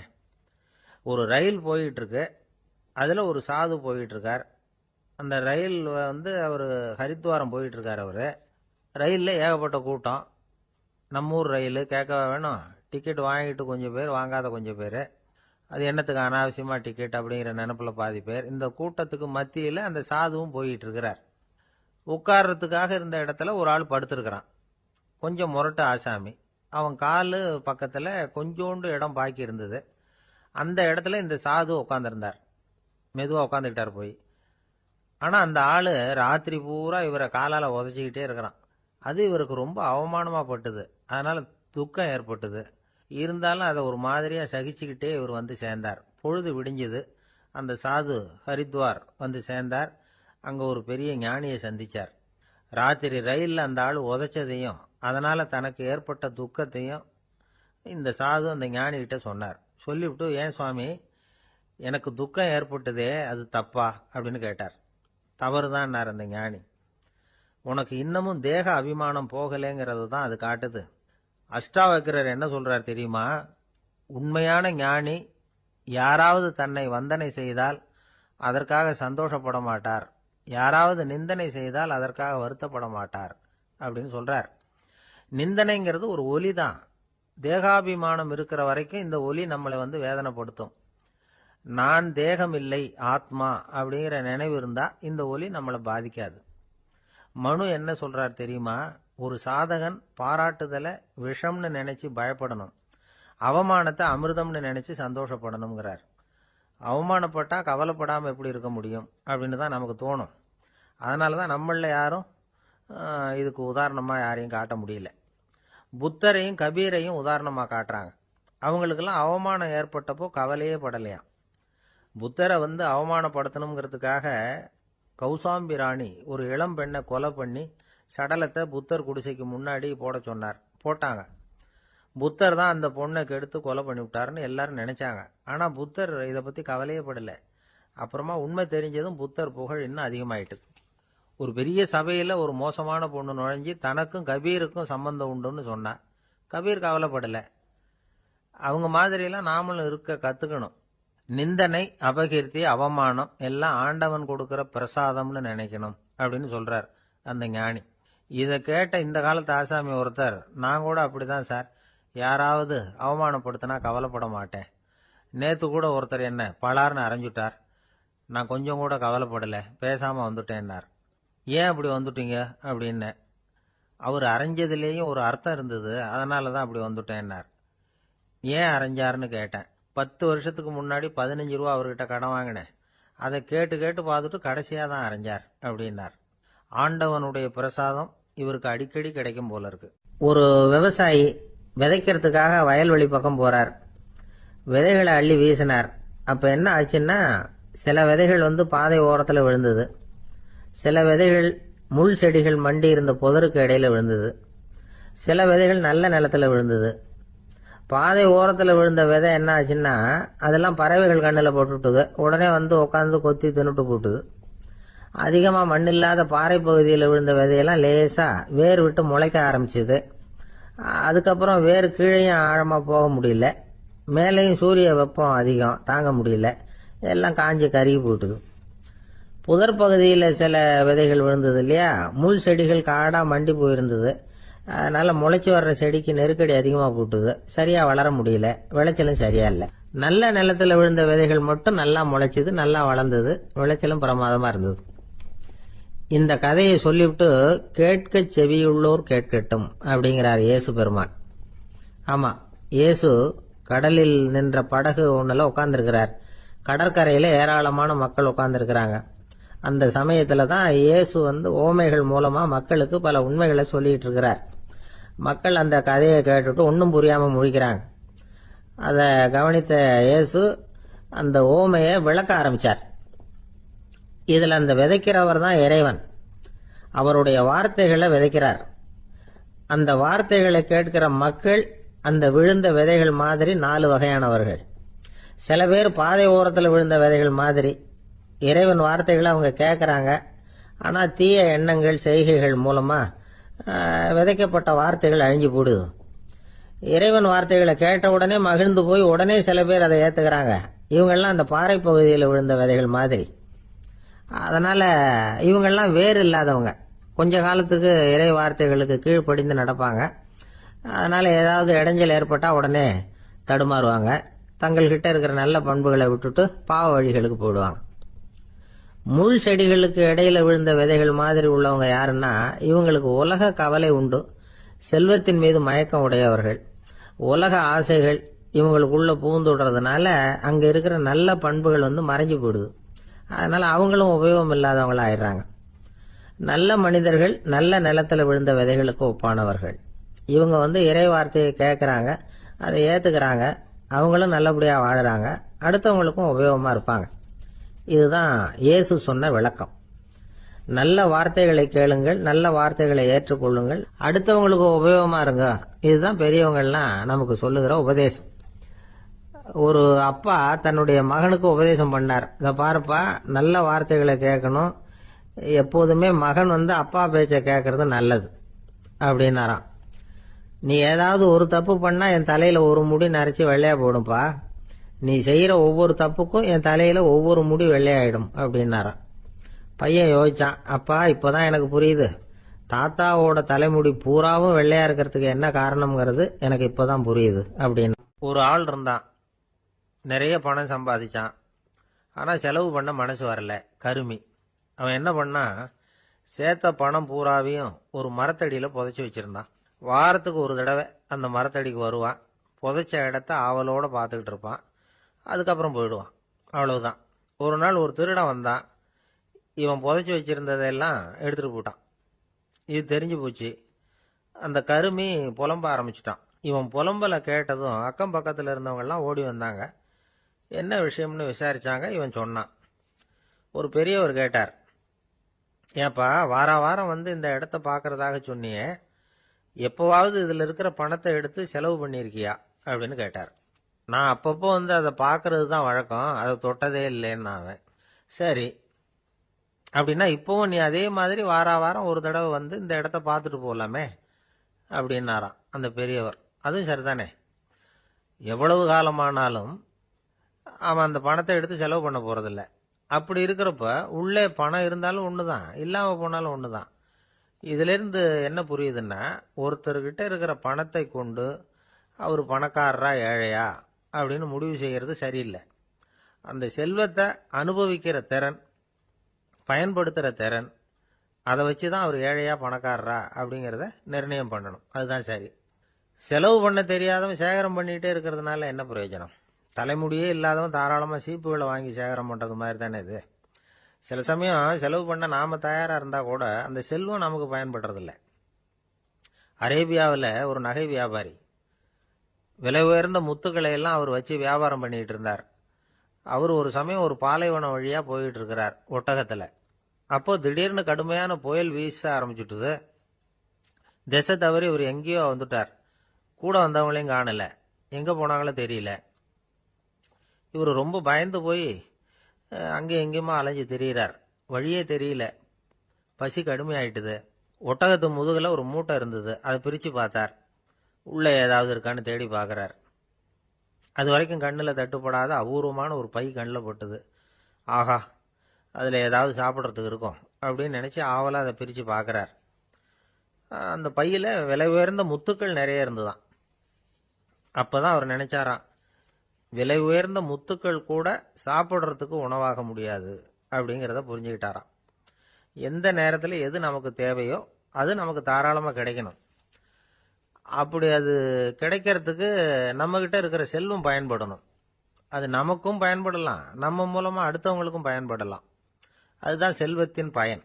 ஒரு மரத்தடியில் ஒருத்தன் உட்காந்து அழுதுகிட்டு இருந்தான். அந்த பக்கமாக வந்த இன்னொருத்தன் ஏப்பா அழுதுகிட்டு இருக்கிறேன்னு கேட்டான். இந்த இடத்துல தான் பூமிக்கு அடியில் பணம் இருக்குது, புதைச்ச இடம் தெரியல, அதான் அழறேன் அப்படின்னா. நல்லா ஞாபகப்படுத்தி பாரு, எந்த இடத்துல புதைச்ச அப்படின்னு கேட்டான் இவன். அது எப்படி எனக்கு தெரியும், புதைச்சி வச்சிருக்கிறவன் நான் இல்லையே, எங்க எதிர்த்த வீட்டுக்காரன் அப்படின்னானா இவன். ஒரு ராஜா இருந்தார். நாடு பூராவும் நிறைய மரங்களை நட்டு வளர்க்கணுங்கிறது அவரோட ஆசை. தானே அதுக்கு முன்மாதிரியா இருக்கணும்னு நினைச்சார். அரண்மனையை சுத்தி மரங்களை நட்டு வளர்த்தார். இதை பார்த்துட்டு ஜனங்களும் அவங்கவுங்க வீட்டை சுத்தி மரக்கன்றுகளை நட்டு வளர்த்தாங்க. கொஞ்ச காலத்துல ஊரு பூரா பசுமையா மாறிச்சு. எல்லாருக்கும் சந்தோஷமா இருந்தது. இது ஒரு பக்கம் இருக்கட்டும். இப்ப நான் சொல்ல போற கதை வேற. அதாவது அந்த ராஜா ஒரு நாள் தன்னுடைய அரண்மனைய சுத்தி இருக்கிற விதவிதமான மரங்களை எல்லாம் போய் பார்த்தார். எப்படி இருக்கிறீங்க அப்படின்னு ஒவ்வொரு மரத்துக்கிட்டையும் விசாரிச்சாராம். எந்த மரமும் சந்தோஷமா இருக்கிறதா தெரியல. அது அதுக்கும் மனசுல ஒரு குறை. முதல்ல ஆலமரத்துக்கிட்ட போனார். அது சொல்லிச்சு, மண்ணா நான் நல்லா பெருசா வளர்ந்துருக்கிறேன், அடர்த்தியா இருக்கிறேன், கிளையெல்லாம் 4 பக்கமும் நல்லா படர்ந்துதான் இருக்குது, இருந்தாலும் எந்த பிரயோஜனமும் இருக்கிறதா தெரியல எனக்கு. என்னுடைய பழம்லாம் ரொம்ப சின்னதா இருக்குது, என் கண்ணுக்கு சரியா புறப்பட மாட்டேங்குது. நான் இருக்கிற சைஸுக்கு என்னுடைய கிளையில இருக்கிற பழம்லாம் எவ்வளவு பெருசா இருக்கணும், அது இத்தினூண்டு இருக்கிறது எனக்கு பெரிய அவமானமா இருக்கு. இப்படி இங்க நின்றுகிட்டு இருக்கிறதே ரொம்ப கூச்சமா இருக்கு. ஒரு நல்ல புயல் வந்ததுன்னா பேசாம சாஞ்சு விடலாமான்னு பாக்குறேன் அப்படின்னு புலம்புது ஆலமரம். சரி இருக்கட்டும்னு நினைச்சுக்கிட்டு ராஜா அடுத்தபடியா ஒரு அத்தி மரத்துக்கிட்ட போனார். அதுவும் புலம்ப ஆரம்பிச்சுட்டுது. நான் கூட பெரிய மரம் தான், இல்ல இலையெல்லாம் அழகா தான் இருக்குது, பழம் அழகா இருக்குது, இருந்தாலும் உள்ள விஷயம் இல்லையே, அத்தி பழத்தை புட்டு பார்த்தா அத்தனையும் சொத்த அப்படின்னு பழமொழியே உண்டாயிட்டுத. இப்படி ஒரு கெட்ட பேரோட நான் இருக்கணுமா அப்படின்னு புலம்புது அது. சரி இது இருக்கட்டும் அப்படின்னு சொல்லி அடுத்தபடியா வேப்ப மரத்துக்கிட்ட போனார். அது தன்னுடைய வேதனையை வெளியிட்டது. எனக்கு எவ்வளவோ மருத்துவ குணங்கள்லாம் இருக்கிறதா சொல்லிக்கிறாங்க, இருந்தாலும் என்ன பிரயோஜனம், என்னுடைய பழத்தை மனிதர்கள் யாரும் விரும்பி சாப்பிடுறது இல்லையே அப்படின்னுது. ராஜா அடுத்தாப்புல இருந்த ஒரு பனை மரத்துக்கிட்ட போனார். நான் நல்லா உயரமா தான் வளர்ந்துருக்கிறேன், மற்ற மரங்கள்லாம் என்னை வந்து அண்ணாந்து தான் பார்க்கணும், இருந்தாலும் என்கிட்ட நிழலுக்காக யாரும் வந்து ஒதுங்கிறது இல்லையே அப்படின்னுது. என்ன இது எல்லா மரமும் இப்படி திருப்தி இல்லாம இருந்துகிட்டு இருக்குதே அப்படின்னு நினைச்சுக்கிட்டே ராஜா அடுத்தபடியா அங்க இருந்த ஒரு பைன் மரத்துக்கிட்ட போனார். அழகா உயரமா பசுமையா தான் இருந்தது, ஆனா பழமோ பூவோ கிடையாது. அதை நினைச்சு அது வருத்தப்பட்டுக்கிட்டு இருக்குது. ஓக் மரம் அது ஒன்று நின்றுட்டு இருந்தது. அது என்ன சொல்லிச்சுன்னா, இலையுதிர் காலத்துல என் மேல இருக்கிற எல்லா இலைகளும் உதிர்ந்து போடுது, முடி கொட்டின மனிதர்கள் மாதிரி மொட்டையா நான் நிக்க வேண்டி இருக்குது, என்ன வாழ்க்கை இது அப்படின்னு சொல்லி அழுத்துக்கிட்டது. சரி புளிய மரம் என்ன சொல்லுது பாப்போம்னு அதுகிட்ட போனா, என்னுடைய நிழல்ல யாருமே தங்க மாட்டாங்க, உடம்புக்கு சூடுன்னு ஒதுங்கி போயிடுவாங்க, அடிமரத்தை பாத்தீங்கன்னா பட்டையெல்லாம் உறிஞ்சி பாக்குறதுக்கே கேவலமா இருப்பேன் அப்படின்னுது அது. முருங்கை மரம் என்ன சொல்லிச்சு தெரியுமா, என்னுடைய இலை காயெல்லாம் சாப்பிட்றவங்களுக்கு சத்து கொடுக்கறது வாசம் தான், ஆனா என் உடம்புல சத்தே கிடையாது, கொஞ்சம் வேகமா காத்து அடிச்சதுன்னா முறிஞ்சு விழுந்துடுறேன், என்ன வாழ்க்கை இது அப்படின்னு சொல்லி அது வருத்தப்பட்டது. ராஜா யோசனை பண்ணார், என்ன இது மரங்கள் வந்து பூமியின் வரங்கள்னு சொல்றோம், மழை பெய்யறதுக்கு அதுதான் காரணம், பூமி செழிப்பா இருக்கிறதுக்கும் அதுதான் காரணம், வீடு கட்டுறதுக்கு மரம், நாற்காலி செய்ய உபயோகப்படுத்துறதுக்கும் அதுதான் உபயோகப்படுது, மனுஷனுக்கு வேண்டிய ஆகாரங்களையும் கொடுக்குது, இப்படிலாம் இருந்தும் எல்லா மரமும் நிம்மதி இல்லாம இருந்துகிட்டு இருக்குதே அப்படின்னு நினைச்சார். அப்போ அங்க இருந்த ஒரு மகிழ மரம் அவர் கண்ணுல பட்டது. அந்த மரம் மட்டும் கொஞ்சம் நிம்மதியா மகிழ்ச்சியா இருக்கிறது மாதிரி தெரிஞ்சுது. உடனே ராஜா அதுகிட்ட போனார். உனக்கு மனசுல எதுவும் குறை இல்லையான்னு கேட்டார். இல்ல நான் சந்தோஷமா தான் இருக்கேன்னு அந்த மகிழ மரம். அப்படியான்னு ஆச்சரியமா கேட்டார் ராஜா. ஆமா மன்னா, இந்த இடத்துல நீங்க ஒரு முருங்கை மரத்தையோ வேப்ப மரத்தையோ கூட நட்டிருக்கலாம், ஆனா இந்த இடத்துல நடுறதுக்கு என்ன தேர்ந்தெடுத்திருக்கிறீங்க, அதுவே எனக்கு பெருமை, அதுவே எனக்கு திருப்தி அப்படின்னு தான் மகிழ மரம். மகிழ மரம் சாதாரணமா தான் இருக்கும், இளம் மஞ்சள் நிறத்துல பூக்கள், அது காய்ந்தும் மனம் வீசும். மகிழ மரம் மாதிரி மன திருப்தியோட வாழறதுக்கு நாம கத்துக்கணுமா. நாம இந்த உலகத்துல ஒரு நாயாவோ நரியாவோ கூட பிறந்திருக்கலாம், மனுஷனா பிறந்திருக்கிறோம், அதுவே பெருமை தானே. இந்த நிறைவு தான் மகிழ்ச்சியின் ரகசியம். ஒரு பையன் அப்பா கிட்ட போய், அப்பா நீங்க இந்த உலகத்துல ஒரு மனுஷனா பிறந்தது என்னோட அதிர்ஷ்டம் நானா. ஏண்டா அப்படி சொல்றேன்னு இருக்காரு அப்பா. நீங்க ஒரு கரடியா பிறந்திருந்தா இந்நேரம் நானும் ஒரு கரடி குட்டியா தானே இருந்திருப்பேன் அப்படின்னு நானா. ஒரு பல்கலைக்கழகம், அங்க ஒரு இலக்கிய பேராசிரியர், அவர் பாடம் நடத்திட்டு இருந்தார். ராபர்ட் பிரவுனிங் எழுதிய கவிதைகளை பத்தி சொல்லிட்டு இருக்கிறார். மாணவர்களும் ரொம்ப அக்கறையா அதை கேட்டுக்கிட்டு இருக்கிறாங்க. ஒரு குறிப்பிட்ட கவிதையை பத்தி சொல்லும் பொழுது அந்த பேராசிரியருக்கே ஒரு சந்தேகம். அதாவது அந்த கவிதையின் சரியான அர்த்தம் என்னங்கிறதுல சந்தேகம். பேராசிரியர் யோசனை பண்ணார். அந்த கவிதையை முழுசா புரிஞ்சுக்க முடியல. அதனால மாணவர்களை பார்த்து சொன்னார், மாணவர்களே ஒரு நாள் பொறுத்துங்க, இந்த கவிதையை எழுதின கவிஞர் எங்க வீட்டுக்கு பக்கத்துல தான் இருக்கிறார். இன்னைக்கு சாயந்தரம் நான் அவரை நேரிலேயே போய் பார்க்கறேன். பார்த்து இதுக்கு என்னங்க அர்த்தம்னு கேட்டுட்டு வந்துடுறேன். அதுக்கப்புறம் உங்ககிட்ட சொல்றேன் அப்படின்னாராம். அன்னைக்கு சாயந்தரமே அந்த பேராசிரியர் கவிஞரை தேடிக்கிட்டு போயிட்டார். கவிஞர் அவங்க வீட்டில் அவர் பாட்டு உட்காந்துருந்தாராம். இவர் போய் அவர் முன்னாடி உட்காந்தார். அப்புறம் கேட்டார், ஐயா அந்த கவிதையின் முழு பொருள் என்னன்னு தெரிஞ்சுட்டு போறதுக்காக வந்திருக்கிறேன் அப்படின்னாராம். எந்த கவிதை அப்படின்னாராம் அவரு. இவர் அந்த கவிதையை சொல்லியிருக்கார். கவிஞர் கொஞ்சம் யோசனை பண்ணிவிட்டு அப்புறம் சொன்னாராம், பேராசிரியரே நீங்க கொஞ்சம் தாமதமா வந்துட்டீங்கன்னாராம். இவருக்கு ஒன்றும் புரியல. நீங்க என்ன சொல்றீங்க, நான் தாமதமா வந்துட்டேன்னா? நீங்க தான் உயிரோடு இருக்கிறீங்களே, அப்படி இருக்கும்பொழுது நான் தாமதமா வந்துட்டேன்னா அது எப்படி அப்படின்னு இவர் குழம்பி இருக்கிறார். இப்ப கவிஞர் சொன்னாராம், ஐயா நான் உயிரோட இருக்கிறேன்னா இல்லையாங்கிறது முக்கியம் இல்லை. நான் அந்த கவிதை வரிகளை எழுதினப்போ 2 பேருக்கு அதோட அர்த்தம் தெரிஞ்சிருந்தது.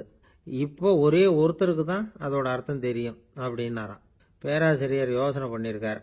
அப்படின்னா அந்த ஒருத்தர் கவிஞர் ராபர்ட் பிரவுனிங்கை தவிர வேற யாரா இருக்க முடியும்? இவர் தான் அப்படிங்கிறத அவர் மனசுல நினைச்சுக்கிட்டார். அதனால சொன்னார், ஐயா நான் தாமதமா வரல, அந்த கவிதையின் பொருள் என்ன அது சொல்லுங்கன்னார். பேராசிரியரே நான் சொல்றது உங்களுக்கு புரியலன்னு நினைக்கிறேன். நான் இந்த வரிகள் எழுதினப்போ 2 பேருக்கு அதோட அர்த்தம் தெரிஞ்சிருந்தது. அந்த 2 பேர் யாருன்னா, ஒருத்தர் ராபர்ட் பிரவுனிங், அதாவது நான், இன்னொருத்தர் கடவுள். இப்போ அது கடவுளுக்கு மட்டும்தான் தெரியும். நானே இதை பத்தி பல தடவை யோசனை பண்ணி பார்த்தேன். இது ரொம்ப அழகானது, ஆனாலும் ரொம்ப வழுக்கலானது. அதை பிடிச்சிட்டோம்னு நினைச்சிட்டு இருக்கும் பொழுதே காத்து மாதிரி அது உங்ககிட்ட இருந்து ஓடி போயிடுது. எனக்கு ரொம்பவும் வருத்தமா தான் இருக்குது. நிச்சயமா நான் தான் இந்த வரிகளை எழுதியிருக்கிறேன். அதுல அர்த்தம் இருக்குங்கிறது எனக்கு தெரியும், அதை நான் உணர்றேன். ஆனா நீங்க என்னை மன்னிக்கணும். எனக்கே கூட அதை என்னால விளக்க முடியல. அப்படி இருக்கும் பொழுது உங்களுக்கு எப்படி அதை நான் விளக்க முடியும் அப்படின்னாரா அந்த கவிஞர். அனுபவிக்கப்படக்கூடிய எல்லாமே விளக்கப்படக்கூடிய ஒன்றல்ல, விளக்கப்படும் எல்லாமே அனுபவிக்கப்படக்கூடிய ஒன்றல்ல அப்படிங்கிறது ஞானிகளுடைய கருத்து. அதுக்காக தான் அந்த சம்பவம். வாழ்க்கையில் நீங்கள் தொடர்ந்து ஆய்வு செய்து கொண்டே இருக்கக்கூடிய விளக்கங்களை ஒருபோதும் அடைய முடியாத பரிமாணங்கள் இருக்கிறதுனால தான் அது அலுப்பு தட்டாமல் இருக்குது. உங்களால் நிறைய அனுபவிக்க முடியும். இருந்தாலும் நீங்கள் அனுபவித்து அறிந்த விஷயங்கள் கூட வார்த்தைகளால் விளக்கப்பட முடிவதில்லை அப்படிங்கிறது பெரியோர் சிந்தனை. இதெல்லாம் ஒரு பக்கம் இருக்கட்டும். நமக்கு தெரிஞ்ச பேராசிரியர் ஒருத்தர் 1 மணி நேரம் ரொம்ப விவரமா வகுப்பு எடுத்தார். கடைசியா சொன்னார், மாணவர்களே ரொம்பவும் எளிமையா விளக்கமா எல்லா விவரமும் சொல்லியிருக்கிறேன். அதனால இதுல உங்களுக்கு சந்தேகம் வர்றதுக்கு வாய்ப்பே இல்லை. இருந்தாலும் கேட்க வேண்டிய கடமை கேட்கிறேன். இதுவரைக்கும் நடத்தினதுல யாருக்காவது ஏதாவது சந்தேகம் உண்டா அப்படின்னு கேட்டாராம். எனக்கு ஒரே ஒரு சந்தேகம் தான் சார் அப்படின்னு எழுந்திரிச்சு நிக்கிறான் ஒருத்தன். என்னன்னு கேட்டாராம். இதுவரைக்கும் நீங்க என்ன பாடம் சார் நடத்துனீங்க அப்படின்னானா அவன். ஒரு ஊர்ல ஒரு ராஜா இருந்தார். அவர் ஒரு பூனை வளர்த்தார். ரொம்ப செல்லமா அவர் அந்த பூனையை வளர்த்தார். அவர் என்ன பண்ணுவார் தெரியுமா, இரவு நேரத்தில் அந்த பூனையோட தலையில ஒரு விளக்க வச்சிருவார். அந்த பூனை ரொம்ப ஜாக்கிரதையா அந்த விளக்கு கீழே விழுந்துடாம பாத்துக்கும். தலையை ஆட்டாம ரொம்ப நிதானமா ராஜா பின்னாடி நடந்து போய்கிட்டே இருக்கும்.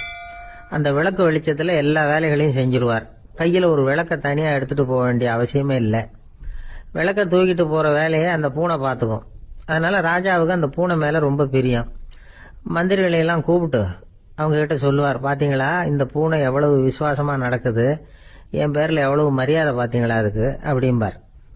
இதை கேட்டுவிட்டு அங்கிருந்த அமைச்சர்கள் ஒருத்தர் சொன்னார், மன்னா நீங்க சொல்றது சரிதான், இருந்தாலும் இந்த பூனையோட விசுவாசத்தை நாம கொஞ்சம் சோதிச்சு பார்க்க வேண்டியிருக்கு அப்படின்னாராம். சரி உங்க ஆசையை ஏன் கெடுக்கணும், நல்லா சோதிச்சு பாருங்க அப்படின்னு சொல்லிவிட்டார் ராஜா. உடனே அந்த அமைச்சர் என்ன பண்ணார் தெரியுமா? எங்கேயோ புறப்பட்டு போனார்.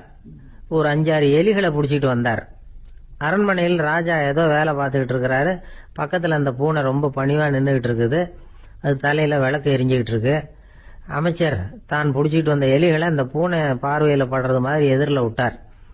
அந்த எலிகள்லாம் அங்கேயும் இங்கேயும் ஓட ஆரம்பிச்சுது. அதை பார்த்தது பூனை. அவ்வளவுதான். தலையில் இருக்கிற விளக்கை பற்றியும் கவலைப்படல, ராஜாவை பற்றியும் கவலைப்படல. ஒரே பாய்ச்சலாக பாஞ்சு எலிகளை துரத்த ஆரம்பிச்சுட்டுது. தலையில் இருந்த விளக்கு எங்கேயோ போய் விழுந்தது, அணைஞ்சு போச்சு. இருட்டில் ராஜா தடுமாற ஆரம்பிச்சுட்டார். இந்த சமயத்தில் அந்த அமைச்சர் மறுபடியும் விளக்கை ஏற்றினார். வெளிச்சம் வந்தது. அதுக்கப்புறம் அந்த அமைச்சர் பேசினார். அரசே, பூனையோட விசுவாசத்தை பார்த்தீங்களா? எலி அது கண்ணில் படுற வரைக்கும் தான் விசுவாசமா இருந்தது. அது மாதிரி எலியை பார்த்ததும் எல்லாத்தையும் விட்டுட்டு அதை துரத்த ஆரம்பிச்சுட்டு பார்த்தீங்களா? தான் அந்த பூனையை பற்றி நினைச்சது தப்புங்கிறது அதுக்கப்புறம் தான் அந்த ராஜாவுக்கு புரிஞ்சுதான். சரி, இப்ப எதுக்கு இந்த கதையெல்லாம் அப்படிங்கிறீங்களா? இந்த பூனை மாதிரி தான் நம்ம மனசும். மனசை எவ்வளவுதான் பயிற்சி கொடுத்து பக்குவமா வச்சிருந்தாலும் பார்க்கறதுக்கு பரமசாது மாதிரி தான் இருக்கும். பார்க்க வேண்டியதை பார்த்துட்டுதுன்னா பாஞ்சிரும். இந்த பூனை மாதிரி புலன் இன்ப பொருள்கள் கிட்டாத வரைக்கும் மனம் அடங்கி இருக்கிறது மாதிரி தான் தெரியும். கொஞ்சம் வாய்ப்பு கிடைச்சாலும் அது குதிக்க ஆரம்பிச்சிரும், தப்பு பண்ண ஆரம்பிச்சிரும். பெரிய பெரிய முனிவர்கள் வாழ்க்கையில நடந்த வீழ்ச்சி இதை தான் நிரூபிக்குது. புலன்களின் ஆற்றல் அதிகம். அதனால மனக்கட்டுப்பாடு பயிற்சிகள்ல ரொம்ப எச்சரிக்கையா இருக்கணுங்கிறார் சுவாமி சிவானந்தர். மது பழக்கத்தையே விட்டுட்டேன்னு உறுதியா இருப்பான். கடை கண்ணுல பட்டுட்டுதுன்னா கால் அவனை கேட்காமலே இழுத்துக்கிட்டு உள்ள போயிடும். இதுதான் மனசுங்கிறது. அதுதான் அந்த ராஜா வளர்த்த பூனை. நம்மால் ஒருத்தன் அந்த ராஜா பூனை தலையில விளக்க வச்சது மாதிரி இவன் தன்னுடைய தலையிலேயே ஒரு விளக்க ஏற்றி வச்சுக்கிட்டு என்னத்தையோ தேட ஆரம்பிச்சான். தேடிட்டு இருக்கிறான். தலையை ஆட்டாம நிதானமா நடந்து ரொம்ப நேரமா தேடிட்டு இருக்கிறான். அந்த சமயம் அங்க வந்த ஒருத்தர் என்னத்தை தேடுறீங்கன்னு கேட்டார். அதுதான் மறந்து போச்சு அப்படின்னு இழுத்தான். சரி, கொஞ்சம் இப்படி உட்காருங்க, ஞாபகம் வந்ததும் தேட ஆரம்பிக்கலாம் அப்படின்னாரு அவரு. இவன் கொஞ்ச நேரம் உட்காந்து யோசிச்சான். அப்புறம் திடீர்னு எழுந்திரிச்சான். ஞாபகம் வந்துட்டுதுன்னா. என்னன்னு கேட்டார். எங்க வீட்டுல இருந்த விளக்க எங்க வச்சேன்னு தெரியல, அதான் தேடிட்டு இருக்கிறேன், ஏத்தி வைக்கலாம்னு பாக்குறேன் அப்படின்னா. ஒரு சின்ன பையன் வந்தான். அவனை பார்த்து ஒரு கேள்வி கேட்டோம். ஏன்ப்பா உங்க வீட்டில் அம்மா புத்திசாலியா அப்பா புத்திசாலியா அப்படின்னு. அவன் அலட்சியமா நம்மளை பார்த்து சிரிக்கிறான். என்ன சார் இது, இந்த காலத்தில் இது கூட தெரியாமல் இருக்கிறீங்களே அப்படிங்கிறான். ஒரு சின்ன பையன் நம்மளை பார்த்து இப்படி கேட்டு விட்டானே அப்படின்னு நினைக்கிறப்போ நமக்கு ஒரு மாதிரி ஆயிடும். அதுக்கப்புறம்தான் இந்த தாத்தா பாட்டிலாம் சொல்ற ஒரு கதை ஞாபகத்துக்கு வந்தது. அது என்ன கதை தெரியுமா? ஒரு ஊர்ல ஒரு அம்மாவும் பிள்ளையும் இருந்தாங்களாம். அந்த மகனுக்கு திடீர்னு தேசாந்திரம் போய் வரணும்னு ஆசை வந்துட்டுது. ஊரா போய் சுற்றி பார்க்கணுங்கிற ஆசை. அந்த அம்மாவுக்கு இது பிடிக்கல. மகனை பிரிஞ்சு இருக்கிறதுக்கு அவங்க மனசு இடம் கொடுக்கல. வேணாப்பான்னு சொல்லி பார்த்தாங்க, அவன் கேட்கல. திடீர்னு புறப்படவும் செஞ்சுட்டான். சரி, இனிமே அவனை தடுக்க முடியாதுன்னு முடிவு பண்ணிட்டாங்க அந்த அம்மா. இருந்தாலும் புத்திசாலித்தனமாக ஒரு யோசனை பண்ணாங்க. மகனை கிட்டத்தில் கூப்பிட்டாங்க. அவங்ககிட்ட சொன்னாங்க, இதை பாருப்பா, நீ தேசாந்திரம் போகிறதுன்னு தீர்மானம் பண்ணிவிட்ட, அதை நான் தடுக்கலை, போயிட்டு வந்துடும். ஆனால் போகிறதுக்கு முன்னாடி எனக்கு ஒரு வாக்குறுதி கொடுத்துட்டு போ அப்படின்னாங்க.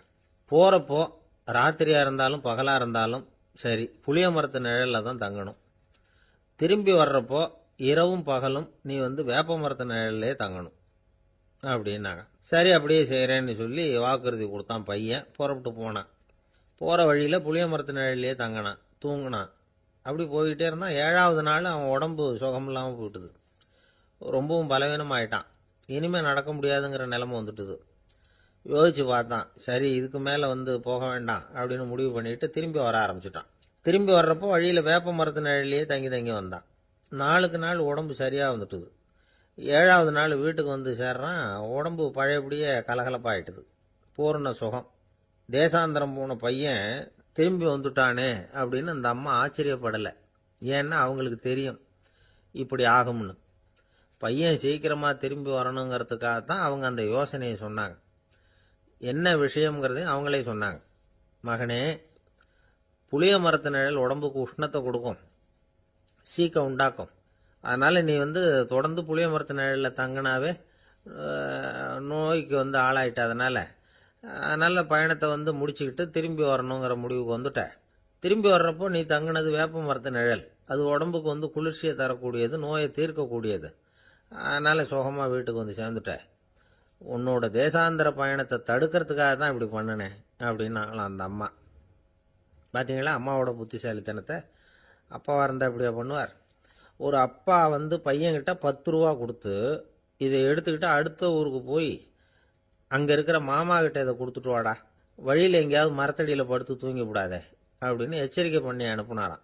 பையனுக்கு எச்சரிக்கையாக வாழறது எப்படிங்கிறத கற்றுக் கொடுக்கறதுக்காக இப்படி பண்ணார். அவன் பணத்தை வாங்கிட்டு போனான். அப்பா சொன்னதை மறந்துட்டு ஒரு மரத்தடியில் படுத்து தூங்கிட்டான்.